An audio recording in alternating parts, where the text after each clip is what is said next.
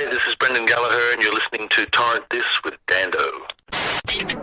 Hey guys, Dando here for Torrent This Radio. Now, I am joined on the line by a man who, although is well known for being the frontman of Karma County and producing over 20 albums which has seen him win 2 ARIAs, he also has a solo career, is set to release his new double album, Wine Island, this Monday, September 16th, and will be appearing in Geelong next week at both Oxygen College on Thursday the 19th and the Barwon Bowls Club on the 21st. I'm, of course, talking about Brendan Gallagher. Brendan, thanks for your time, mate. How you doing? I'm very well, thank you, Brendan. What are you up to today? What have you been up to? Pretty much doing what most 21st century musicians do, which is mainly talking about what they do and not doing it. Well, you know, I've done over 700 interviews in the past 18 months. You're only the second Brendan I've ever spoken to. There's not many of us. There's a lot of brand dons and whatever, but not many brand dans. I was about to say the exact same thing. The other Brendan was a Brendon. You're the first Brendan. Alright, so have you got an Irish background or Spanish, possibly? I have no idea. I thought Dando was like an Italian name because my last name's Dando. I don't know, but all that matters is your name's spelt the way it should be. That's exactly right. Yeah. Now, what's plans for the weekend, mate? I'm pretty much working. I'll go out on tour next week, so Yep. I've got to take care of business. Like at the moment, I'm fixing some guitars and doing stuff like that. Bit of practice. I got to edit some videos. I got to wash my car. What kind of car are we driving these days? I've got a Saab station wagon, which I've had for nearly 10 years, which is a great touring car because they're really fast and safe, and if you're going to drive a lot of long distances, which you have to do in Australia playing, it's good to have a nice car. Yeah. Would it be safe to say Brendan Gallagher is a rev head? No. Okay. I used to be a taxi driver when I was younger, and I got all that stuff out of my system. Yeah. Is being a taxi driver, is that weird? Like, do a lot of people, do you encounter a lot of drunken fools? Well, I was a reasonably intolerant taxi driver in that I couldn't handle drunk, so I used to drive Sunday to... I very, very rarely ever drove Friday and Saturday night because I just couldn't handle drunk people. That's when you make all the money, man. Yeah, well, I was pretty lucky that because I did it part-time when I was at university, so I could... I used to have a shift on Fridays, which was called a semi, which is where you start really early and go through till about 6. Well, the night driver didn't start till 6, so I got 3 hours clear in the afternoon when it was like Fat City. So I didn't have to work nights. That's good, yeah. Well, like you said before, you've got a busy week next week, 2 visits to Geelong. When was the last time you were in Geelong? It's not that long because I've got a brother who lives there. Okay, cool. Would have been... I was there, I think, the end of last or middle of last year. I came down and did a gig somewhere near Torquay. I got a lot of different things, and I had this band called Big, which was myself and the drummer from The Reels. Okay. And we used to go and do some gigs, and I can't remember the name of the venue. It was this cafe that has music somewhere near Torquay, was it Odyssey Tavern? No. Okay, I don't know then. I can't remember. It was fun, but it was just a cafe that put music on. All sorts of people play there. Yeah. Well, next week, one of them is a gig, but the other one is a class at Oxygen College. What will people learn, like at the class next Thursday? What's it all based on? Well, I play a lot in open tune. Yeah. If you're not a guitar player, it doesn't mean much. But generally, guitars are tuned what's called concert or standard. But open tune guitar is pretty old discipline, which was used a lot in English and Irish folk music, and it also became very popular in Hawaiian and blues music. Okay. The reason being that if you tune the guitar to an open chord, you could play slide. Mm-hmm. And so I've been playing it open for a long time. And I wrote a book about it about 20 years ago. I did a chord book, and I eventually picked up a publishing deal with a big publisher in England. And so I go out and do workshops occasionally and just give people some some insider tips, really the basic things. Why would you retune your guitar? Answer, because it sounds really good. And show them, some tips and tricks about open tune playing and using a slide, what finger do you use it on, how do you do this, how do you mute, how do you, all that kind of stuff, which is kind of arcane knowledge which you pick up over the years after a lot of playing and asking other people and watching other people play, but it takes a while to codify it. So over the years I've sort of got it down to about an hour and a bit masterclass or workshop where I sort of pass on a few tricks of the trade.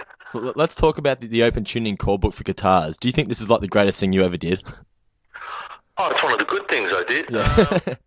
Basically, most people in the music business inherently are hustlers, which basically means, you're always looking for an opportunity to do stuff with music. And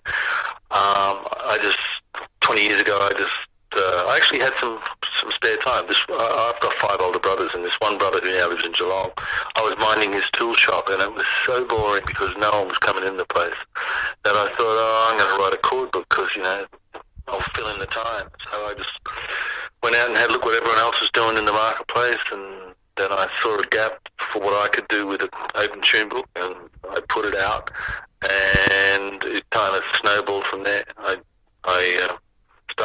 published it myself because publishers weren't interested to want to write it. And nothing new in that. And eventually, I made it. My case was, how would you say, irresistible, because by the time I got to the publisher, same publisher, these people, I think I went to them 3 times over the course of 15 years, and the 3rd time they sort of went, okay, we get it. I set it up on my website and was selling it to people in Ireland and Lithuania, but also over the years I've spent a lot of time in backstages at festivals and gigs and bumped into all sorts of other musicians, and I used to give them a book and say, here, try this, and 6 months later I'd follow them up and, hey, what do you think of my book, and get a few quotes from all sorts of interesting musicians, and eventually I built a case where a publisher went, okay, we get it, we'll put it out. Have you ever had someone tell you that they didn't like it? No. That's a good thing. I mean, I've had people who I've asked if I can get a quote who didn't. Yeah. But that could be just through politeness or forgetfulness, or they didn't like it, but they didn't tell me they didn't like it. I wouldn't tell anyone that anyway. Yeah. Well, you said you were hanging out a lot backstage at gigs and festivals and whatnot. What's the most absurd thing you've ever seen another musician do at a festival backstage? Jeez. No names, no pack drill. But, he's dead now, so it doesn't matter. I did see Chris Whitley. Yeah. Who, I don't know if you know who Chris Whitley is, but American sort of alternative folky blues musician. Did a lot of work with Jeff Lang and people like that. Oh, wicked, yeah. At one stage, he was Sony Music signed him for $1 million. Wow. In 1991, which at then was the biggest signing of any artist ever. That's a lot of money. A lot of money. Anyway, he came out to Australia to do some shows, and my band supported him at a few venues. And poor old Chris was addicted to everything in sight, and he'd been on the wagon for a while, but when he got to Sydney, he decided to have a party. Ooh. And I remember he came off stage, this gig we did with him in Sydney, and I remember he just fell down the stairs onto the backstage, like the green room floor, and passed out. And what'd you do? This was halfway through his set. Oh, wow. He just went down for the count and couldn't make it back out. So from memory, I think we had to go out and play some more until someone brought him around and brought him back out. I mean, yeah, that's nothing unusual, but it was pretty spectacular, just watching this guy fall like a large tree and not come back up. That's when you wish you had the era of mobile phones to film it happening. Yeah, well, I'm a great believer in it. If ephemera. I can live on the memory and not have to look at the photo. Yeah. Yeah. Well, you've been a session guitarist for people like Bowie, which is awesome. Like, what would be your coolest Bowie story? Well, I'm a sometime session player. I'm not like a guy who works on a regular basis. Yeah. But occasionally I get asked to do things, and it's just a matter of being in the right place at the right time. And I just happened to be in the right place at the right time. Yeah. And got to play on a Bowie single, and then got to meet him after the event because I was working with a producer at the time, an English guy who was the music director for Moulin Rouge, who was in Sydney working on that. But he'd produced people like Björk and Madonna and Neil Finn and all sorts. And like I said, I just happened to be standing in the right place at the right time when he asked somebody about getting a guitar player. And I went, yeah, I can do that. And the thing about meeting Bowie when he came to Sydney a couple of years later was that 99% of musicians, whether they're superstars or not, are music fans. And so we talked about music. Yeah. We talked about his live records from the late 70s because one of the guys he had in the touring band at the time, Earl Slick, was playing guitar with him again. And he just was, really excited about music. Even though I remember he introduced his band and he had another guitar player in the band who was an Irish guy, and I remember at the concert he said, "Oh, this is Seamus something or other, Seamus O'Donnell, whatever," and he's a professor of linguistics from Trinity College in Dublin, and blah blah blah. And I remember afterwards going, I said, we're talking about Earl Slick, the other guitar player, and I said, "That's amazing, you're a guitar player as a professor, such and such." And he said, "Oh, that was just bullshit, it's just, having a bit of fun." Okay. That's weird that, like you said, that like he was excited to talk about music. I quite often find that like musicians you're a musician yourself, don't you get sick of talking about music eventually? It's not so much talking about it, but it's the music itself. Most people who are my contemporaries that I work with love music. That's why they're in it. There's no money in it unless you're really float to the top and you're very lucky, because there's a lot of luck involved. But 95% of musicians in Australia would probably be earning less than the average wage. Yep. And you're not supposed to let on about this, but we love playing. That's why we do it. Do you honestly feel there'd be that many musicians out there not earning that much money? I reckon it'd be the vast majority. Yeah. It's you've got to eke out an existence, and the game's changed a lot. And it used to be, you could sell recorded music and make a living. Well, that age has passed, and it's still part of the pie. But a lot about making a living just purely from music involves doing all sorts of things, like being a composer and a writer, and maybe being a teacher, and being a performing artist, and playing on records and doing this. But it's not like, I can still remember in the 80s, I wasn't part of the scene, but people in Australia were getting signed up by record companies with advances like $200,000, $250,000. I mean, those figures are just ludicrous nowadays. It doesn't happen because there's not the return. Yeah. Do you think it's because there's more musicians now, because it's so easy to get your stuff out on the internet? There's too many musicians. Yeah. I mean, that's an elitist point of view, but the entry level in music now is quite low because, I've got a laptop in front of me that has more recording power in it than what the Beatles had in Abbey Road in the late 60s. And everyone's got that. Yeah. But, it's the same old story, shit goes in, shit comes out. It's all about content. Doesn't matter how many knobs and bells and whistles that you've got. You have to have something that goes in that's interesting and moving and emotional and has craft, because, you can fool a lot of people a lot of the time, but you can't fool all the people all the time. Yeah. To paraphrase Abraham Lincoln, but it's just that there are only so many people who can be good and contributing and valuable artists, the same way as not everyone can be a great golfer or a great soccer player. You know, there's only so many people that are part of the civilization that can do it. And for me, I just, you should let 1,000 flowers bloom and everyone gets a go, but there's a lot of very bad music out there. Well, I think I've found now, because I've interviewed a lot of bands over the last couple of years, it seems that now, as long as you can play, like, strum a couple of chords, like a C or whatever, and you've got a Facebook page, you consider yourself a musician.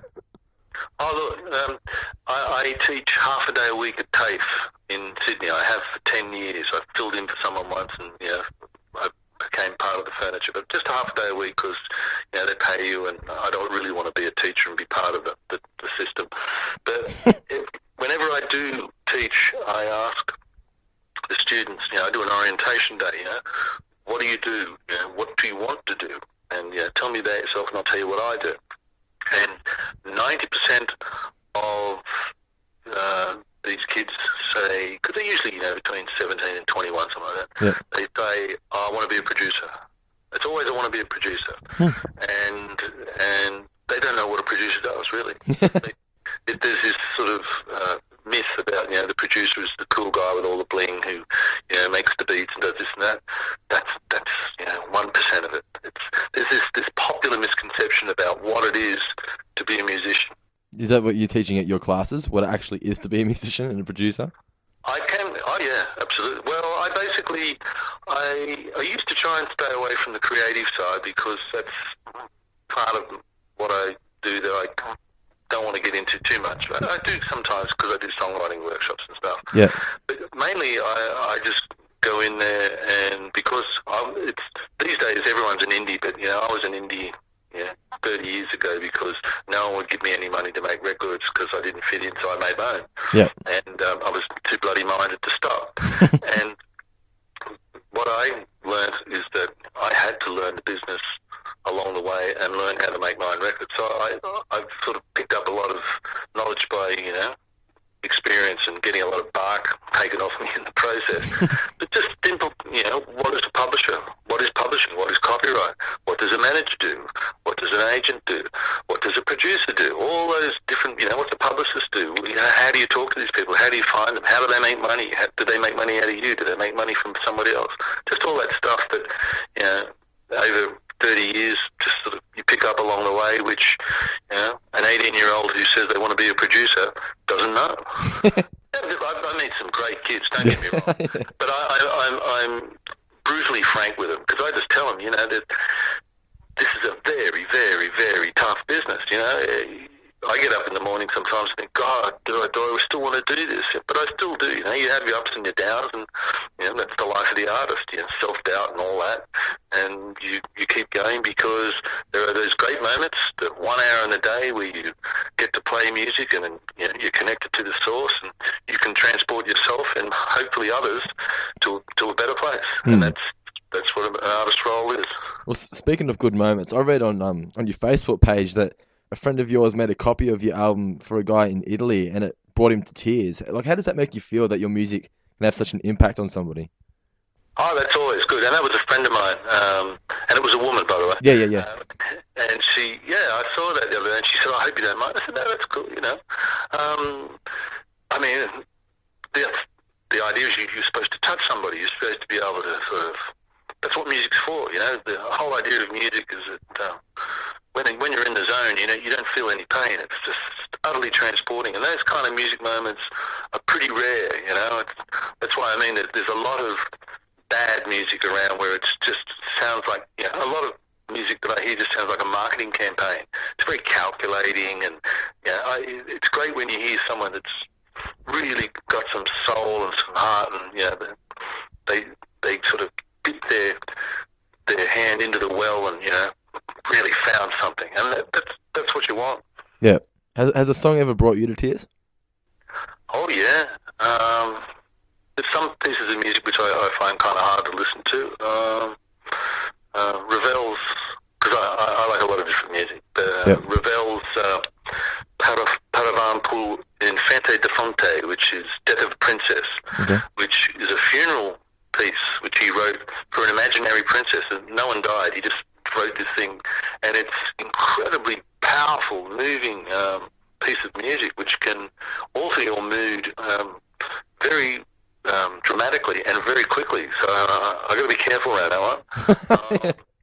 Things like Ry Cooder's soundtrack to the film Paris, Texas. Okay. The opening or the overture for that film is one of the most transcendent pieces of music ever. Just beautiful slide guitar. And you can feel the desert rolling in as soon as it starts. That's quite transporting. And there's music, it's not just sad or tears, there's music that can sort of just take you to another place. Like this afternoon I was thinking about, because I was reading a biography of Ahmet Ertegun, the founder of Atlantic Records, talking about Ray Charles. And Ray Charles' song Mess Around is the most irrepressibly good time, make you put a smile on your face kind of record you'll ever hear. And every time you put it on, it's like, man, this makes me feel good. Yeah. Because 99% of what people hear on records is not all the technique and this and that, it's the emotion. There's this thing that goes on that's very human, that people that they discern and they grab onto, so that when I hear Ravel's Death of a Princess, bang, I know where he's going. He's manipulating me with these notes and everything, and it doesn't matter if it was recorded on a dictaphone, it would still have the effect because the content, the intelligence of what he was trying to articulate is there. And the same with Ray Charles or Ry Cooder or James Brown or, Outkast, whoever. You mean like the modern day Outkast, the band? I love Outkast. Really? That song of theirs, Hey Ya, was one of the greatest singles of the last 10 years. So simple. Feel good moments. Yeah, it's just so simple, but it's just, you get stuck in your head for hours, days. It's so much fun. Yeah. What's cooler than cool? That's cool. Yeah. I used to play that in a country band. It was just a really simple but great song. Plus the film clip's really fun and catchy as well. Yeah. What's his name? Andre 3000 and Andre 3000. Yeah, he's the main guy. Yeah. They're very clever guys. Yeah. But, occasionally something breaks out of the mainstream, which you really dig. Yeah. Like, I'm really in love with Pharrell Williams at the moment. Yep. I love what he does. Songs like Happy and that big sort of breakthrough single he did with Rob Dick. Yeah. There's a great musician. There's someone who knows what they're doing. Yeah, that's why a lot of people have him featuring on their songs. Oh, he's really gifted. Yeah. All right, man. We'll just a couple more questions, and I'll let you on your way. I know I've held you a long time. Sorry about that. That's all right. That's my job. Where do you see yourself? These are both cliche questions, by the way. Where do you see yourself on both a personal level as well as your career in 12 months' time? Well, hopefully doing some more gigs. I'm trying to get a bit further out playing shows because touring's very expensive business, especially in Australia.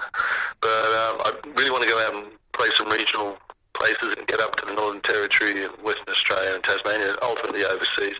I think I'm going to Canada in May. Cool. Part of Canadian Music Week. To do some playing over there. I might be going to South by Southwest. I'm not sure. I was about to say that. Yeah, it's about that time. Yeah, and hopefully, just being able to stay with it, and because it's not an easy game, but if I can sort of maintain my enthusiasm and to stay out there and get in front of some people, and hopefully, because it's word of mouth in this game. I've been around a long time, but still, you got to go out there and reconnect with people, and it's all about a live performance these days. And at the moment, I've got an incredible band, and it's a rocking good time with some gentle moments as well. As long as you're having a good time, that's all that matters. Yeah. Yep. And the last question is, what advice do you have for all aspiring songwriters and musicians?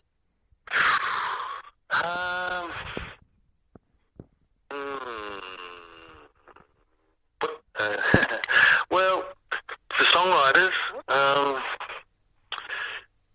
it's really, you've basically got to learn your craft, which is, study other people's music, steal, genius steals, talent borrows, that's Picasso, which is, you can borrow stuff from people and everyone goes, oh, you got that from such and such, but if you're smart enough and you can steal a great idea from somebody else and make it your own, then that's genius. Yeah. And that's, Neil Young,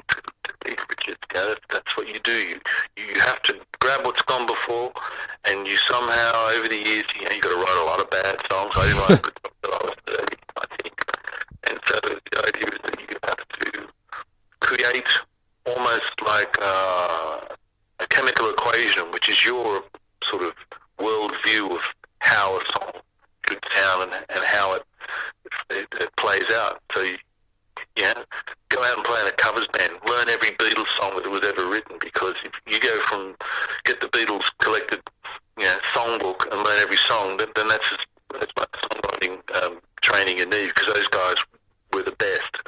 And if you can grab what they've got and make your own voice, and then it becomes you, then that's what people hear. Because if you sound like everybody else, and then that's no good. You have to be able to take from other people, because there's nothing new. Yeah. Make it your own. Keith Richards used to say that there's only one song, and Adam and Eve wrote it. The rest is variation. Yeah. And it's true. You just got to put your own spin on it, and usually get an element of the truth in it, especially lyrically. I hate lazy lyrics. There's an old saying that music and words should be a marriage of love and not convenience. Yeah. So don't rhyme with baby, maybe, because why don't you say something that people can relate to? Yeah, that's it. All right, well, there you go, guys. Make sure you get yourself a copy of Brendan Gallagher's new double album, Wine Island. Check him out at one of his visits to Geelong next week. And for all the latest news and info, you can either like him on Facebook at facebook.com/Brendan Gallagher Music, or go to brendangallaghermusic.com. Once again, Brendan, thanks for your time, mate. Appreciate it, and look forward to seeing you in Geelong next week. Thanks, Brendan. Catch you later.